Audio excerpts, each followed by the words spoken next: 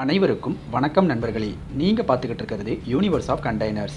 வீடியோக்குள்ளே போகிறதுக்கு முன்னாடி மறக்காமல் சப்ஸ்கிரைப் பட்டனை ப்ரெஸ் பண்ணிடுங்க. பக்கத்தில் இருக்கிற பெல் ஐக்கானையும் ப்ரெஸ் பண்ணிடுங்க. அப்போ தான் நான் போடுற ஷிப்பிங் கண்டெய்னரை பற்றின வீடியோக்கள் உங்களை உடனுக்குடனே வந்து சேரும். இந்த பதிவில் நாம் எதை பற்றி பார்க்க போகிறோம் அப்படின்னா, இன்றைக்கான பதிவில் ஒரு சிம்பிளான கண்டெய்னர் ஹோட்டல் டிசைனை பற்றி தான் பார்க்க போகிறோம். இந்த கண்டெய்னரை பயன்படுத்தி ஷிப்பிங் கண்டெய்னர்களை பயன்படுத்தி ரொம்ப சிம்பிளான ஒரு கண்டெய்னர் ஹோட்டல் வந்து எப்படி இருக்கும் அப்படிங்கிறத பற்றி தான் பார்க்க போகிறோம். அதோட டிசைன் எப்படி இருக்கும், அதோட ப்ரைஸ் எவ்வளோ வரும், அதோட குவாலிட்டி எப்படி இருக்கும் அப்படிங்கிறத பற்றியும் பார்த்துடலாம். இப்போது இந்த டிசைனில் பார்த்தோம்னா ஒரே ஒரு 40 அடி கண்டெய்னர் எடுத்துருக்குங்க. இந்த 40 அடி கண்டெய்னரில் பார்த்தோம்னா சைடில் வந்து ஒரு பெரிய ஓப்பனிங்கு, அந்த பக்கம் சைடில் ஒரு பெரிய ஓப்பனிங், அதே போல் ஒரு விண்டோ, அவ்வளவுதான். ஆனால் அந்த ஒரு சைடு விண்டோ இருக்கிற இடத்துல பார்த்தோம்னா நம்ம கிச்சன் செட்டப் வச்சுக்கலாம். அதுக்கு ஆப்போசிட் சைடில் பார்த்தீங்கன்னா சர்வ் பண்ணுற இடம் வச்சுக்கலாம். இப்போ நீங்கள் யோசிச்சு பாருங்கள், மொத்தமாக வந்து 8 அடி அகலம், ஒரு 40 அடி நீளம். இந்த சைஸில், அதாவது 320 ஸ்கொயர் ஃபீட்டு இந்த சைஸில் பார்த்தோம்னா அந்த சைடு எண்டு வால் பக்கம் பார்த்தீங்கன்னா ஒரே ஒரு கிச்சன் மாதிரியான ஒரு செட்டப்பு. அது வந்து நீங்கள் கண்டெய்னரில் வந்து தனியாக ஃபேப்ரிகேஷன் செஞ்சு வச்சுக்கலாம். இல்லை கண்டெய்னர் மட்டும் உள்ள இன்டீரியர் ஃபினிஷிங் பண்ணி இருந்தால் போதும், நாங்கள் வந்து எங்களோட எக்யூப்மெண்ட் வச்சுக்கிறோம் அப்படின்னா நீங்கள் இந்த மாதிரியான ஒரு டிசைனுக்கு தாராளமாக போகலாம். அதுக்கான பேக்கப் மெம்பர் மட்டும் நீங்கள் மேனுஃபேக்சர்கிட்ட சொல்லி பேக்கப் பிளேட் வந்து வச்சுக்கிட்டால் போதும். ஸோ இந்த இன்டீரியர் ஃபினிஷிங் மட்டும் பண்ணி அந்த எண்டு வாலில் நீங்கள் ஒரு கிச்சன் செட்டப் பண்ணுறீங்க பொழுது மொத்தமாக அது அதிகபட்சம் ஒரு 10 அடிக்கு மேலே எடுக்காதுங்க. ஸோ 10 அடி அந்த கிச்சனுக்கு நீங்கள் செலவு பண்ணாலுமே யூஸ் பண்ணிட்டாலுமே மிச்சம் பார்த்தீங்கன்னா ஒரு 30 அடி இருக்குது. மொத்தம் 8க்கு 30, மொத்தம் இந்த சைஸ் இருக்குது. மொத்தம் 240 ஸ்கொயர் ஃபீட் பக்கம் இருக்குது. அந்த இடத்துல பார்த்தீங்கன்னா இதில் பார்த்தீங்கன்னா ஒரு 3 டேபிள் இருக்கிற மாதிரி காமிச்சிருக்குது. நீங்கள் ஒரு ஆள், அதாவது 2 பேர் உட்கார்ற மாதிரி மொத்தமாக வந்து ஒரு 2.5க்கு 2.5 சைஸ் டேபிள் எடுத்தீங்க அப்படின்னிங்கன்னா ஆப்போசிட்டில் ஒரு ஆள் உட்காந்து சாப்பிட்லாம்.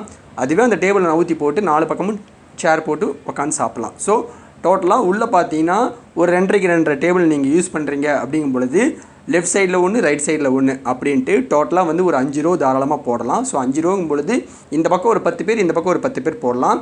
பட் அந்த மொத்தம் 20 பேர் உட்காரும் பொழுது உங்களுக்கு இடம் கொஞ்சம் கன்ஜஸ்டடாக இருக்கிற மாதிரி தான் இருக்கும்.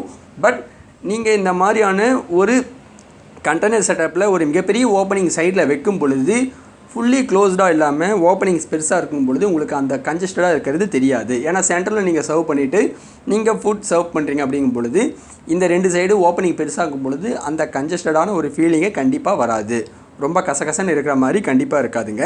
இப்போ இந்த மாதிரியான கண்டெய்னரில் வந்து இந்த ஒரு மிகப்பெரிய ஓப்பனிங் எடுத்தால் கண்டெய்னரோட குவாலிட்டி என்ன ஆகும், ஸ்ட்ரென்த்தனிங் இல்லாமல் போயிருமே அப்படின்னு நீங்கள் நினைக்கலாம். கண்டிப்பாக இல்லைங்க. அதுக்காக தனியாக இப்போ ஒரு ரோல்டு செக்ஷன் இந்த மாதிரியெல்லாம் கூட நம்ம ஃப்ரேமிங் பண்ணிக்கலாம். ஃப்ரேமிங் பண்ணிவிட்டு நம்ம ஒரு ரோல்டு விண்டோ மாதிரி, அதாவது பிவிசி கிளாஸ் ஷீட்டில் இந்த மாதிரியான மெட்டீரியலை வந்து ரோல்டு விண்டோ மாதிரியான செட்டப் கூட நம்ம அந்த பெரிய விண்டோக்களுக்கு போட்டுக்கலாம். வேணுங்கும் பொழுது ஓப்பன் பண்ணிக்கலாம், வேண்டாங்கும் பொழுது மழை பெய்யும் பொழுது அதை டவுன் பண்ணிவிட்டு கூட உள்ளே வந்து சர்வ் பண்ணிக்கலாம். ஸோ டிரான்ஸ்பரண்ட்டாகவும் உங்களுக்கு ஒரு நல்ல ஒரு லுக்கும் தரும். இப்போது இந்த மாதிரியான ஒரு அழகான ஒரு க்யூட்டான ஒரு ரொம்ப சிம்பிளான ஒரு கண்டெய்னர் செட்டப் வந்து பண்ணுறதுக்கு எவ்வளோ ஆகும் அப்படின்னு பார்த்தோம்னா இது ரொம்ப மினிமம் பட்ஜெட்டுங்க. இது கண்டிப்பாக சாத்தியம்தான் ஆகும். இப்போது இந்த ப்ரைஸ் வந்து பார்த்தீங்கன்னா உங்களுக்கு இந்த ப்ரைஸ் நீங்கள் செலவு பண்ணுறீங்கும் பொழுது கண்டிப்பாக அதை வந்து ஒரு வருஷத்தில் தாராளமாக உங்களால் எடுத்துட முடியும். இப்போது இந்த கண்டெய்னர் பார்த்தோம்னா மார்க்கெட்டில் இப்போ ஒரு 3.5 லட்சத்துக்கு கிடைக்குது. இந்த 3 லட்சம் செலவு பண்ணி வாங்குறீங்க. மேலே வந்து உங்களுக்கு இன்டீரியர் மட்டும் ஃபினிஷ் பண்ணி இருந்தால் போதும், இன்டீரியர் ஸ்ட்ராங்காக இருந்தால் போதும் அப்படிங்கும் பொழுது அதிகபட்சம் சேம் அதே ஒரு 1.5 லட்சம் தாங்க. டிஃபால்ட்டாக வந்து அந்த 1.5 லட்சம் செலவாகும். 1.5 லட்சத்துக்கு கம்மியாகவும் பண்ண முடியும். பட் அது அந்த குவாலிட்டி பார்த்தீங்கன்னா உங்களுக்கு ரொம்ப லவ்ஸியாக இருக்கும். உங்களுக்கு கூடிய சீக்கிரமே போயிடும். இப்போ நீங்கள் கண்டெய்னரை வாங்கி ஒரு மாதம் யூஸ் பண்ணுறீங்க, 2 மாதம் யூஸ் பண்ணுறீங்கும் பொழுது அப்பயும் நீங்கள் ஃபீல் பண்ணுவீங்க, இதை இன்னும் கொஞ்சம் செலவு பண்ணி நல்லா வாங்கியிருக்கலாமே அப்படின்னு ஃபீல் பண்ணுவீங்க. ஸோ நான் சொல்கிற அந்த 1.5 லட்சம் அப்படிங்கிறது எல்லா மேனுஃபேக்சர்கிட்டையுமே வந்து ஒரு பேசிக்கான ஒரு குவாலிட்டியில், ஒரு நல்ல ஒரு அளவான குவாலிட்டியில் வந்து தரத்துக்கான அந்த ரேட்டு தான் நான் சொல்லியிருக்கிறேன்.